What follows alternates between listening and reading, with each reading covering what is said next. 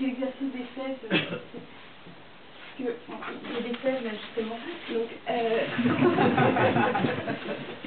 en fait, Pythagore pense que si on prend une fève comme celle-là, hein, normale, enfin, on en trouve à Belleville facilement, et bien, si on la laisse comme ça, enfin, il vaut mieux la mordre un petit peu avant. Et il faut la laisser un petit peu reposer.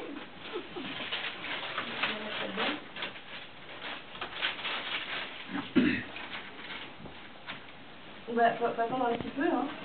Mais normalement, au bout de très peu de temps, eh ben, on sentira une très forte odeur de semence humaine en fait.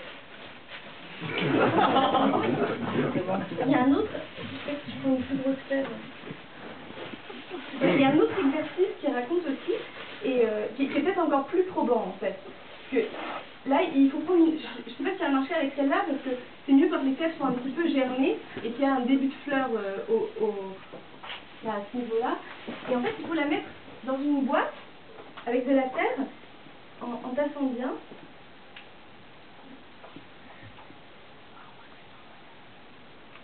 Voilà, et là, il faut attendre un petit peu plus longtemps, donc je vais la laisser là. C'est au bout de 90 jours, mais quand on ouvrira la boîte, eh ben, on verra, à la place de la fève, un visage d'enfant assez bien formé. Ou parfois un sexe féminin, ça dépend des cas. Enfin, en tout cas, pour Pythagore, c'est ça véritablement la preuve de la réincarnation préférentielle des humains dans les fèves. Et d'ailleurs, il n'a jamais mangé de fèves.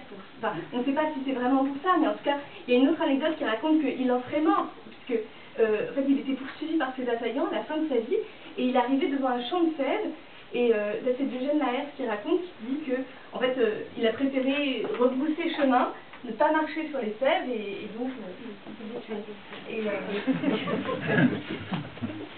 après, c'est les Romains qui disent ça, mais c'est assez longtemps après.